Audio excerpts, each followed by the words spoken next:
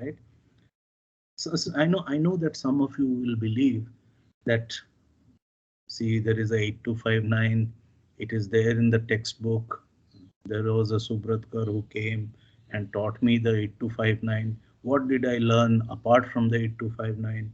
There was a Professor Dogra who took me to the lab. He also taught me 8259. Apart from the 8259, what has IIT Bhubaneswar ever taught me? I mean, this is a recurrent question, right? The point is that IIT Bhubaneswar cannot teach you more than this, right? Because there are certain things in this course in which if you know that, you know everything. Just like if you know the word Om, then the Hindu scriptures tell you that if you know Om, then every book in the world you know, and whatever it means, right? So, but people don't believe it. They say, oh no, I know only 8259. I prepared 8259. I don't know anything else in this world. So if you think you don't know anything else in the world, let me give you an example which proves to you that you know everything else in the world. So let me start a whiteboard and try to just illustrate for you that you do know. It's just that you don't know that you know, right? So isn't it a interesting thing to learn that you actually know, but you don't know that you know? I'm just going to tell you that you know. Okay, so let me pull out something which is a little complicated looking. You know, complicated looking things are very impressive. So let's pull out a, what shall I pull out? Okay, let's do it this way. I'll pull out something, then you pull out something from your mind and tell me, right? You can say Canon printer, you can say 3D printer, whatever comes to your mind, you pull out and tell me after I finish this example. So let me say camera. Oh, that's too generic. So let me say Bachelor. Fine. So Bachelor industrial cameras. How nice. So this is a Swiss company called Bachelor, right? And it sells cameras which look like this, right? Um, these are its products. So you can see that it has a lot of cameras. And let's take any one camera. Which camera shall I take? Shall I take this area scan camera? Okay, so let's take, so these are the Bachelor cameras which are available. Do they look suitably complicated to you? Do you think if I look at this camera, let's look at any one product like this. Okay, fine, good. So this is a Bachelor camera. Does this, if I ask you, can you as a third year IIT Bhubaneswar graduate understand how this board works? What is your answer? Yes or no?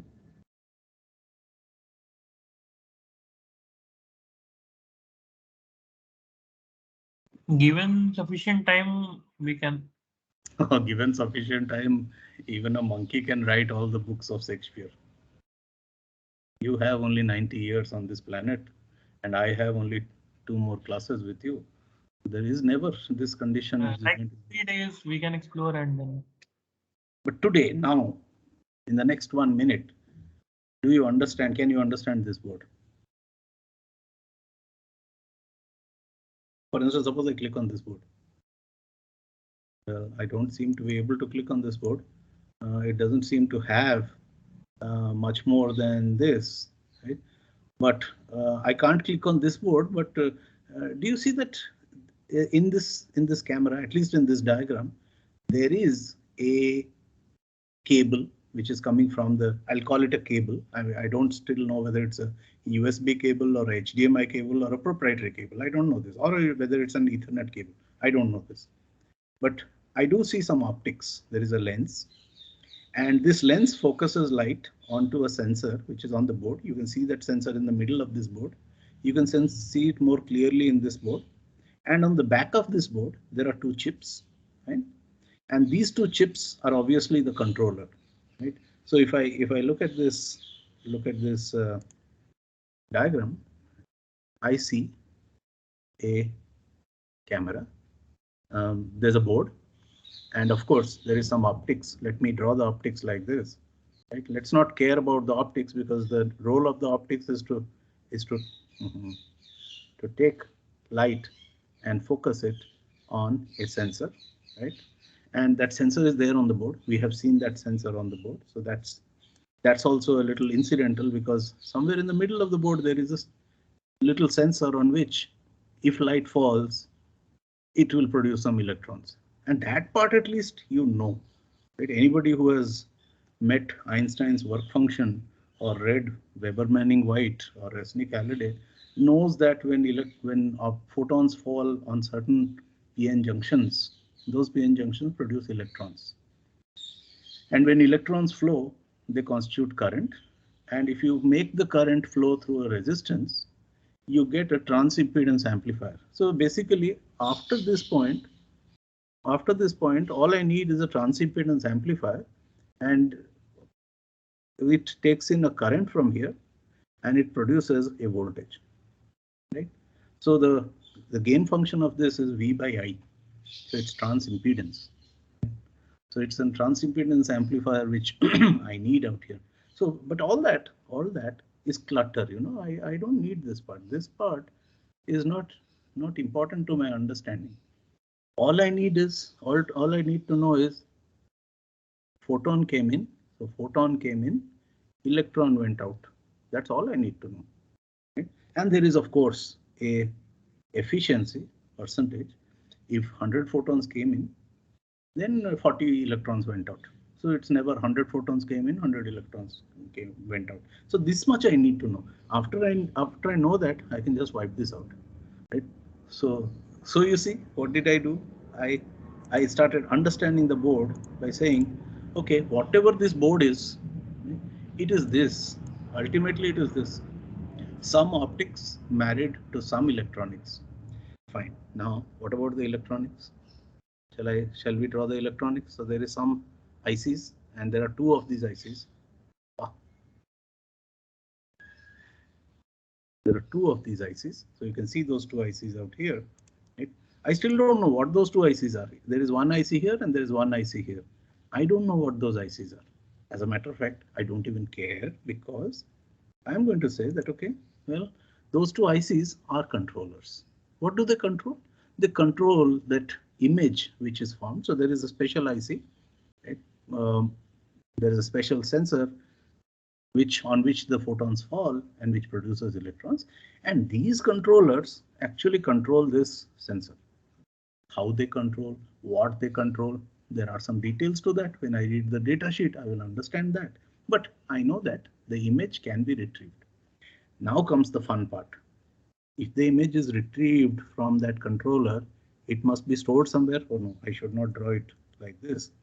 I should draw it as a blue because that's the image getting stored from the sensor into some storage part.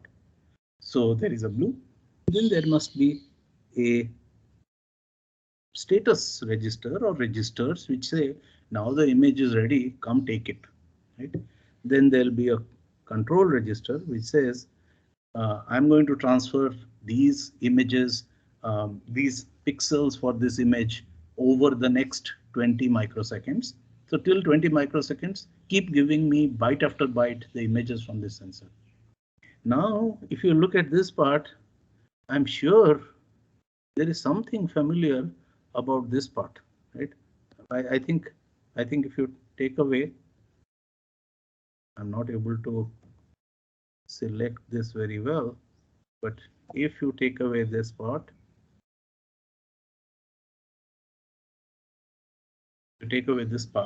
whatever is left looks very familiar to what I've been telling over the last few classes, isn't it? Yes or no? Yes, sir. It looks very familiar. Now, in the past few classes, I have been saying that we get a character from a keyboard and we put it here. So we put the character A here, right? So now I'm telling you that, okay, there's not going to be a single character, but there are going to be, let's say, 24 megapixels of information. So this particular blue thing is going to save either 24 megapixels or a multiple of 24 megapixels or a fraction of 24 megapixels. Suppose it stores, let's say, the first row. Then it doesn't need 24 megapixels and maybe needs to 1 megapixel. So the size of that blue register, what you call the data register, will be 1 megapixel or 24 into 10 megapixels. Suppose it buffers 10 images. Right?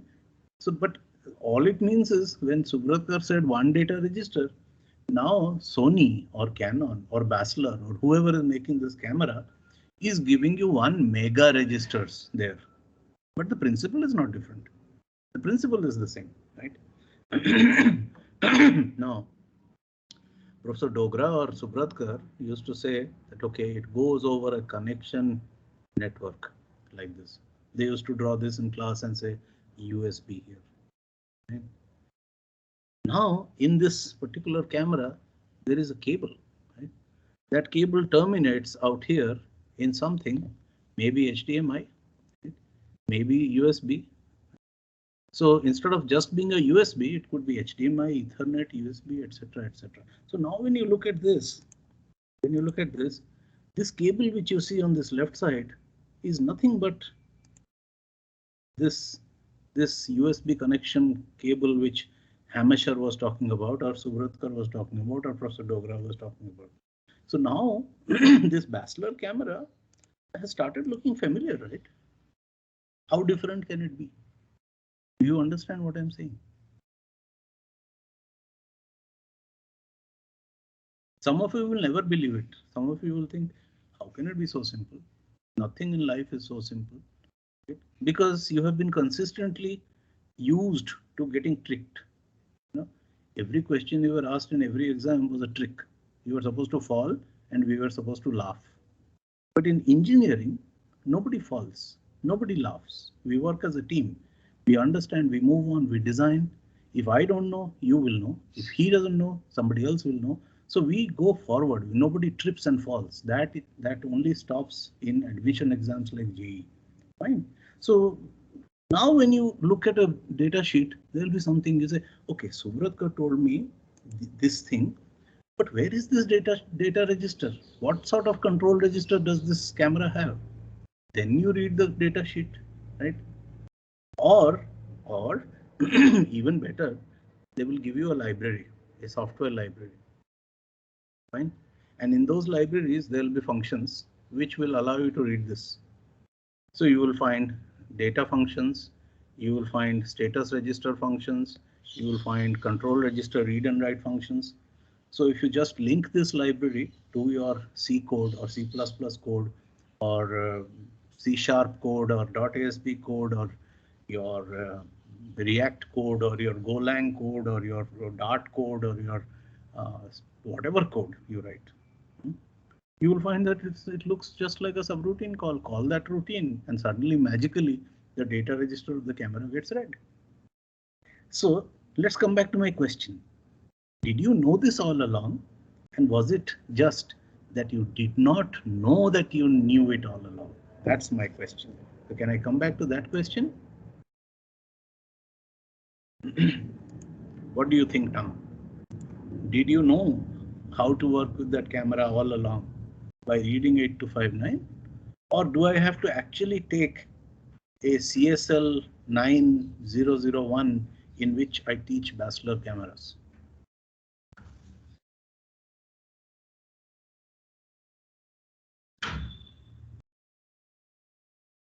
What do you think? This is a question to the students.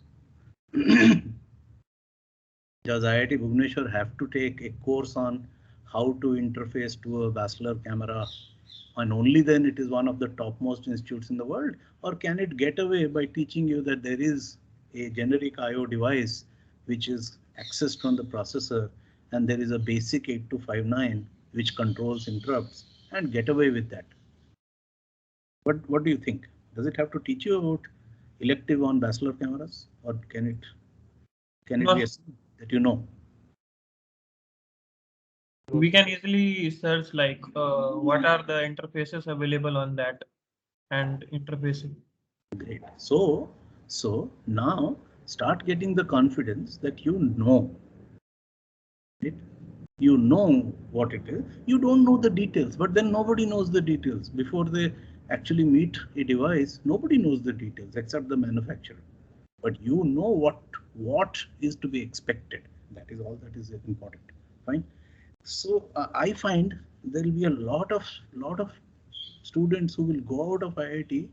They will become very senior people, and they will say, you know, all that I learned on the job after I graduated. IIT taught me some inane things like differential equations, thermodynamics, compilers. Those were not useful, you know. But the real fools are those students, because when they were reading this, or maybe the real fools are the teachers who did not tell them that when we are teaching you this, we are actually teaching you that. It maybe those are that's the shortcoming. But in teaching you this, I'm actually teaching you that. So please get more confident saying, okay, we are really learning something here, right? And we are learning how to learn about anything in the world. So we had talked about this, and we had talked about the sequence of actions in the 8259. We had talked about a call and restart. I don't know where I had that slide, but somewhere in the presentation I had a call and restart, and I explained what was, which I had forgotten where that slide was. Anyway, oh yeah. So you certainly remember this slide. Okay? And by the way, I when I did this call and restart yesterday or day before yesterday, I was just idly looking at. Professor Dogra told me he gives you simulators to work on. Can I do a restart RST instruction on a simulator? It so happens that the simulators I found, SIM 8085, SIM 8086, don't allow you to restart like that, right? So that's funny. Right? So you can't have an interrupt, you can't have a restart, which is very funny. But everything else I could do on the simulator. So I was quite happy that even if you're sitting at home, just by starting an online 8085 simulator, you can actually write assembly code and compile it and debug it and run it. That's possible, right? And uh, by the way, I hope some of you must have seen things like Tinkercad. So if you look at Tinkercad, right, and you log into Tinkercad, create an account, it's free, right? So in Tinkercad, you can actually program things, right? Somewhere you'll find that you can write a program and turn on LEDs, rotate motors, etc., etc. So your program, like in a simulator, you can write a program and debug it. But in Tinkercad, you can actually write code and turn on things, see things turning, see wheels moving, etc., etc. So that's something you can do sitting at home. Right? Tinkercad is many things, but it is also coding and interfacing. So you can look at Tinkercad also. Back to my slide and back to my what I was doing in the last class. And in the last class, we said 8259 is not just a programmable interrupt controller, it is a cascadable programmable interrupt controller. So these cascade lines allow you to connect more slave PICs to the master PIC, and you can have up to 64 such interrupts, which is a large number of interrupts. I've never used 64 interrupts in my life. Then we had offered this mind map, right? So this mind map sort of pulls it all together, and you can look at this mind map. I think this is the only one of the few original slides I have. Rest of it is all from Hamacher. Okay? So after this classification of what we have looked at so far, you might have a question that, is it still like this? If it was like this in 8085, is it still like this in 8086? No, it changed actually. So you'll find these links, right? I don't have access to a chat window, unfortunately, but if you search for www.3esguide.com interrupt structure of 8086, you'll find all three links, right? And if you want to ask what happened after that, what happened after the 8086. There was an 8080, 80186, there was an 80286, 386, 486, Pentium, Pentium 1, 2, 3, 4, Pentium 5, and then we went to the I architectures. So i3, i5, i7, right? And currently we are at i7, which is actually a IA64 class of architecture. And you will find that the way the i7 architecture is currently is somewhat related to the 8085 actually. There is a PIC, it is internal, and there is a local PIC and there is an external PIC. You know, the 8085 used to do everything itself, right? But now you have two things. One is a local architecture for the PIC, and there is a external architecture. So if you look at this link, NIIC, this Intel book, right? I chose this link because it is only 49 pages. If you look at the same link on Intel's site, it is about 2,600 pages in 9 volumes. So you have 2,600 into 9. So that's a large amount of PDF data to read. So you might want to read it just from here, right? And in that, the essential thing is that there is a processor. It has a local PIC and it has a external interrupt PIC, right, which is connected to through a bridge to a system chipset. So there is a system chipset, which is very much like having a 82 the PIC controller out here, right? So the system chipset is a way of referring to the PIC as it exists now. And here you will find a system chipset for Pentium and P6 family, and Pentium 4 and Xeon processors have this architecture. The entire details are here. Nobody's going to ask you this in an exam. So if you read this, you read this for fun. Fine. And then from this point onwards, right, we will go on to hardware for I/O, buses and protocols for I/O. So if you have any questions, you can ask me those questions now. What follows after this, you have already seen. These 2 slides you have seen. I'm not going to those 2 slides. So hardware for I/O is my next topic, which I will briefly introduce in this class and finish in the next class. So any questions?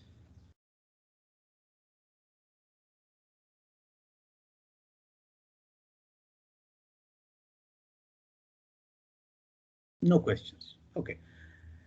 So let's go to the next slide. Okay, I think if I open it here, it will be better. So I open hardware for I/O.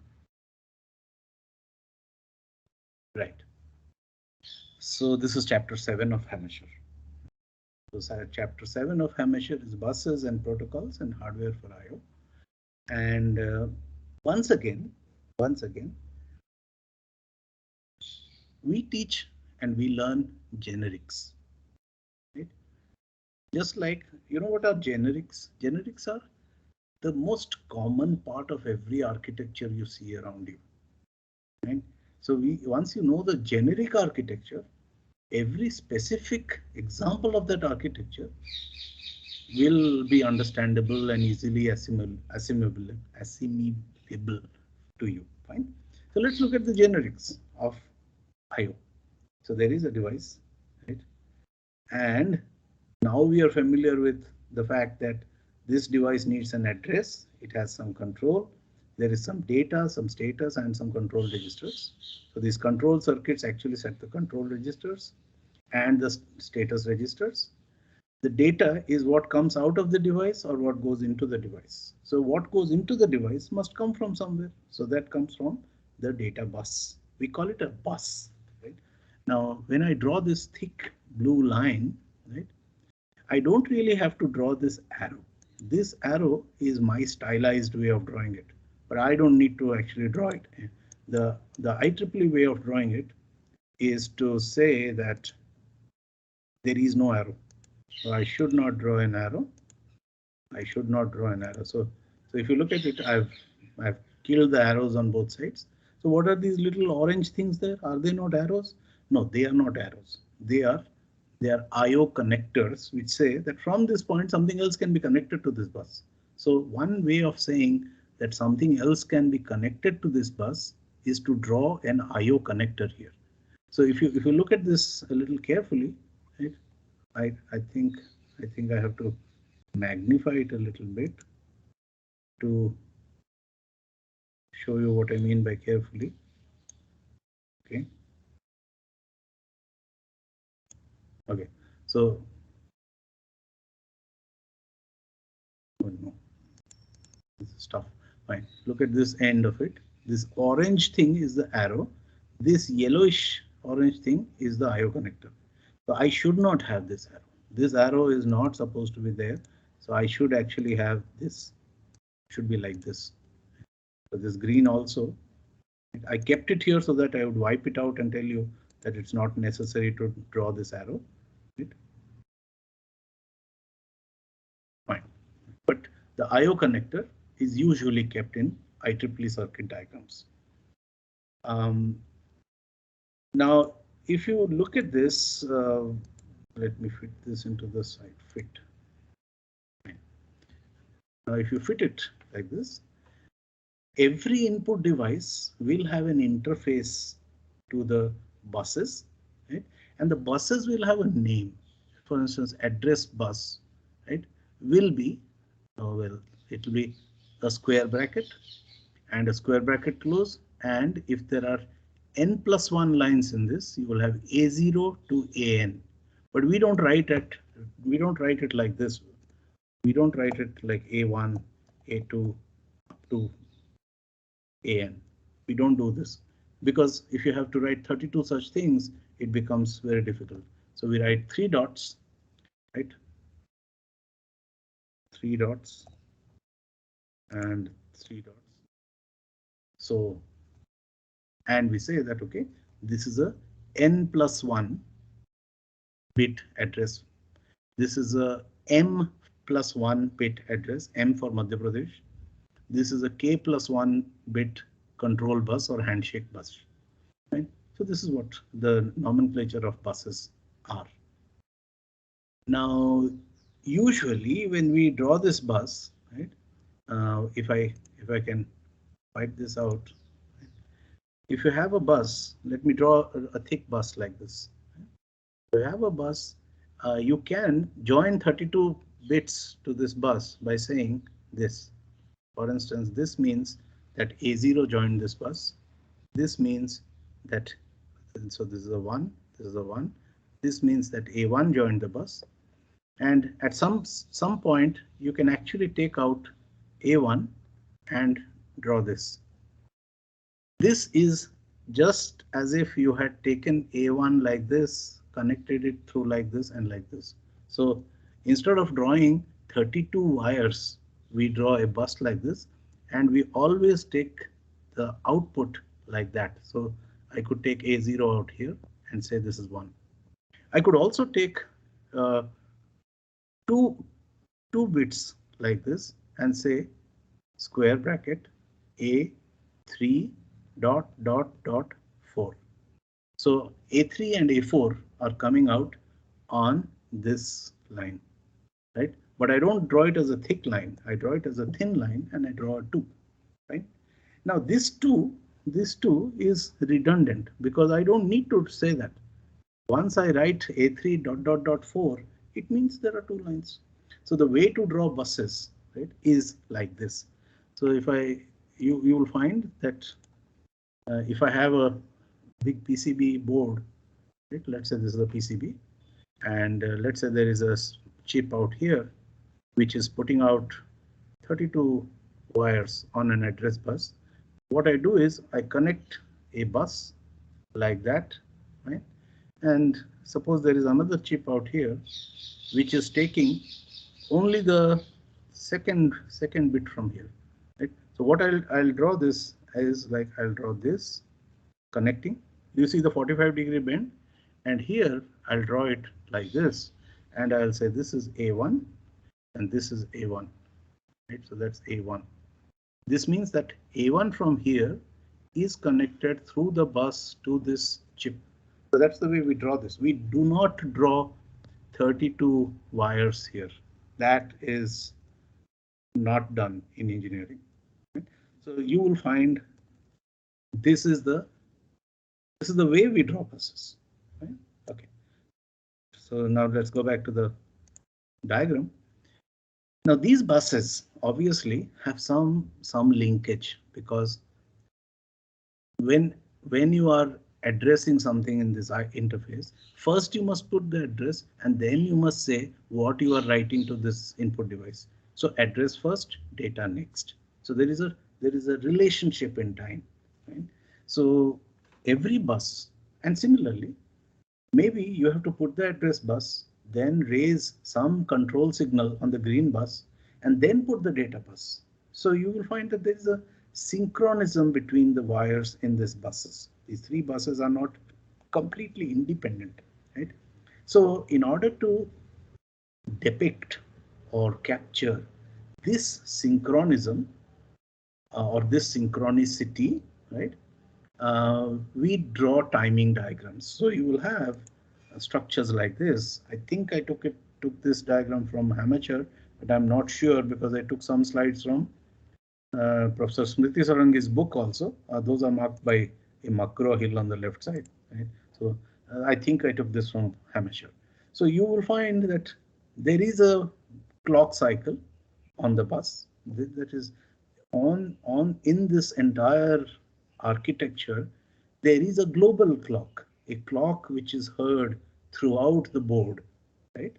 So it goes boom, boom, boom, boom, right? And that on every boom, something happens, right? So that's the first boom. This is the positive going boom. This is the negative going boom, followed by another positive going boom. So boom, bam, boom, bam, and so on. If you are a pictorial type of person, remember boom, bam, right? So on the boom, things happen. Maybe on the bam, things happen. Maybe on the boom and the bam, things happen. So you can have things happening on the positive going edge and the negative going edge. Right? You can have happening on both edges. You can have it only on the positive edges, only on the negative edges. But if you have something happening exactly when the boom happens, so I'm now going to say boom when I mean positive edge, right? It sounds so much more exciting than saying positive going transition. So boom, and on the boom, the address and command change. So they don't change before and they don't change before this, they don't change after this. They change on the boom. The clock goes boom, the address lines change exactly at the same time. Exactly. I mean, note this word exactly because that's what defines this word synchronous buses. Exactly at the same time. Boom, address changes. Next boom, address again may change. It may remain the same, but the change is only allowed at the next boom. It is not allowed at the BAM. So the BAM, where the negative edge is going down, the address bus does nothing. It just remains constant. What happens on the BAM? Well, the data is allowed to change on the BAM. What was the status of the data out here? This was a high Z or a high impedance status of the bus. So this middle line means the data bus was neither low nor high. Right? It was in a high impedance state. That means which effectively means. Do you know what a high impedance state is? You can give me a quick yes or no. No, sir. 0, 1, high, low, line. Okay. So if you have a IC, that's an IC, and you have a pin. Okay, that's a pin. Shall I draw it? I like to draw a black wire like this. So there could be a 1 on this pin, right? That's a high. So a 1 usually depicts a high. I'm lazy, I'm not writing GH, right? Or a 1 depicts a low. I'm not writing a, I should. Somebody might complain to the Ministry of HRD saying he's not writing the full word. Okay. Now 1, 0. But apart from this, right, I can have neither a 1 nor a 0, but a stage where if you look into this bus, you see a, let's say, 100 mega ohm resistance. Now, what would you call the state of the bus if by looking, that's me looking into this bus, these are my eyelashes. So if you look into this bus, you must have looked into circuits when you Thévenize them, Nortonize them. So looking into this IC from the outside, if I see this resistance, what do I call this bus state? Do I call it 1 or do I call it 0? I call it a tri-state, right? I call it a tri-stated state, or I call it a high impedance state, Z. Right? So when buses do not have a 1 or a 0 on them, we say that it is safest to connect them to a high impedance state. Usually this is achieved. This sort of thing is achieved. Okay, now that's difficult to remove. Let me remove it. So you will achieve this, right? So effectively what I want to say is, how does one get this? Imagine a high Z impedance. I'm drawing a dotted version of the high Z impedance. So this is the high Z impedance, right? So how does one get this? So what one does is one puts a chip here, which has a tri-state input. So if you enable this input, right, then this becomes high impedance. But if you if you disable this input, this becomes high impedance. And if you enable this input, then whatever you put here will come here. Right? So if you put 1, 0, you will get 1, 0. So this particular chip, therefore, is a bus tri-stator. That's inside the chip. You know, this is the chip. Right? So all of this is inside the chip. Now, if you look at what I'm drawing here, right, the state of this data bus out here is high impedance. It is neither 1 nor 0. So you see, this is neither 1 nor 0. Right? 1 is this level, 0 is this level, but the D is at this level, which means it's a high Z state. So the high Z data changes to valid data at the BAM. You remember boom, bam, boom, bam. So at the BAM, the data changes to whatever it wants to be, 1 or 0, etc. So when you don't know whether the data is going to be a 1 or a 0, you just draw it like this fat sausage-like thing, right? This means that the data is something, but it's valid, right? And when it is in this changing state, it is not valid. It is valid when it is in the straight state. Either it is 0 or it is 1 or it is one of those, right? Now in a synchronized bus, at the boom, the address bus changes. At the BAM, the data bus change. At the boom, if the data bus is not high Z, it again goes down to high Z at the BAM, boom. So first boom, address bus changes. First BAM, data bus changes. Second boom, address bus changes, data bus changes. So this is very synchronous. You know, everything is happening on the clock edge. So that's why it's called synchronous. Now, this can happen multiple times, but it can also be done asynchronously. That is, you can see that this particular change of the address bus, I think I should go to the laser pointer mode. I'm running out of time, but if I can take a minute more, this change in the address bus, you can look at the same change in the address bus has happened just after the boom. The boom happened here, but this happened here, a little bit after the boom. So that is not synchronous, right? It is asynchronous. It is linked. It can only happen after this boom. But how much after this? Well, some time after this. So it is asynchronous. You will find that in Professor Sarangi's book, you will find many more variants of the word synchronous, asynchronous.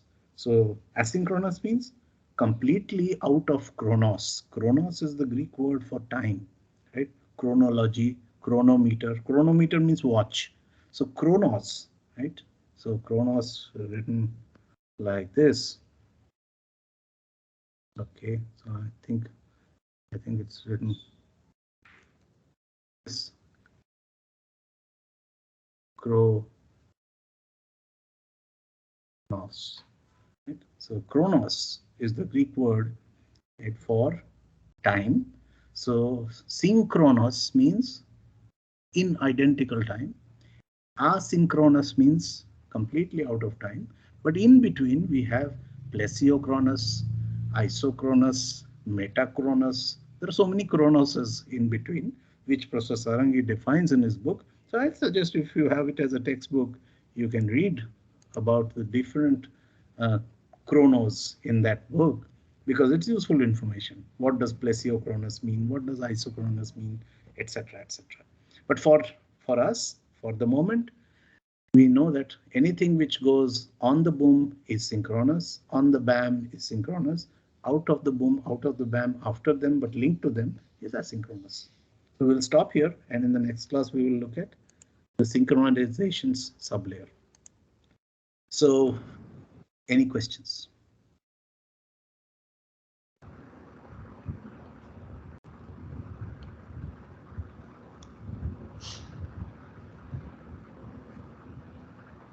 No questions?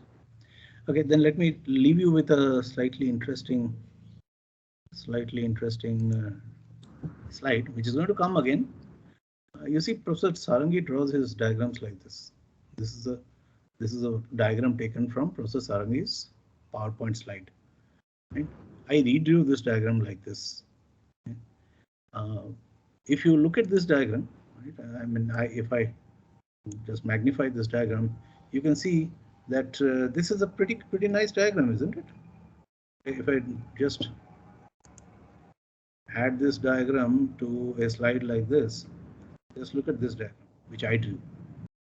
It's a pretty good looking diagram. Looks better than his. Right? So wouldn't you wonder how I drew that diagram? Am I an artist?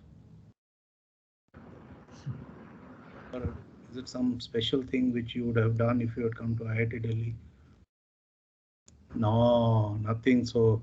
Some nothing web app? so good. Hmm? Some kind Nothing of so web good. application. Yeah, there is a site which does this. So if you go to wavedrom.com, right? Wavedrom is a site for drawing timing diagrams. So it draws your timing diagrams, and if you have a computer science background, you will know this phrase called domain-specific languages.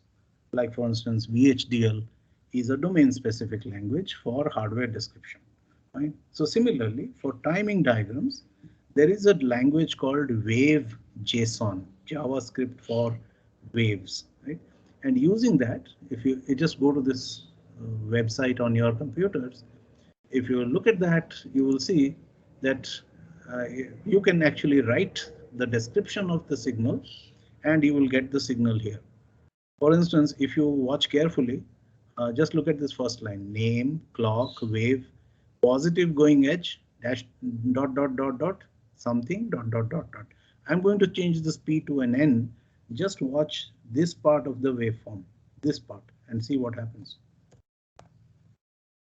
It changed to a negative edge, right?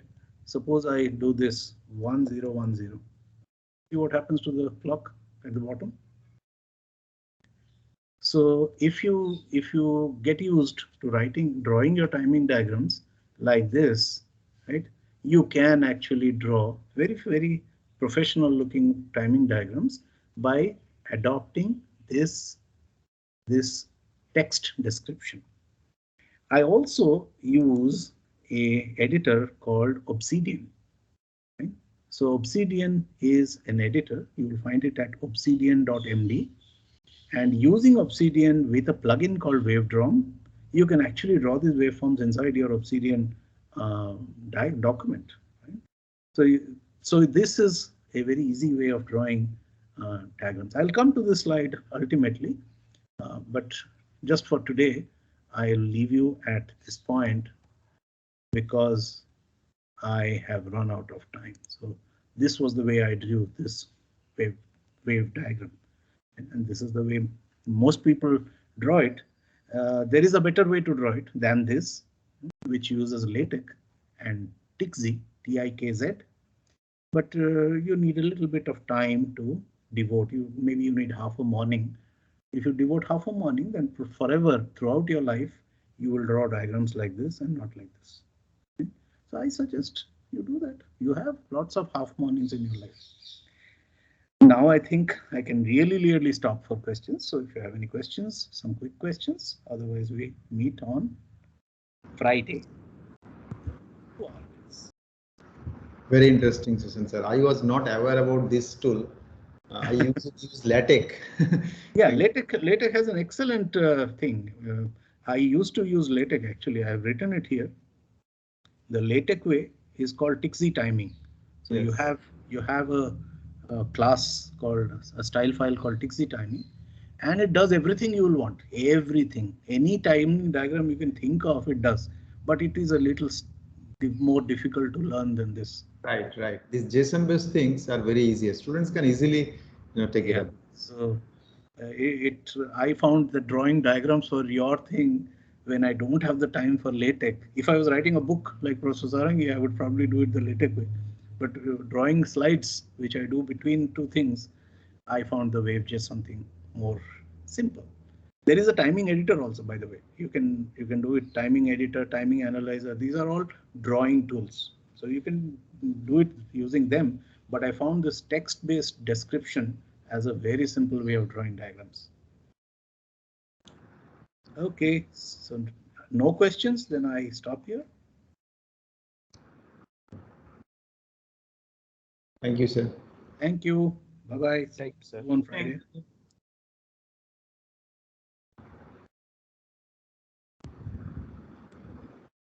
There is my screen. Thank you. Bye. Yeah, thank you. So, students, we shall meet on Friday then again at 9 o'clock. Sir, Friday class you will take, right? You will take. The last class you will be taking. Friday 9 to 11. Okay. Okay, sir. Thank you, sir. Yeah, thank you. Thank you, sir.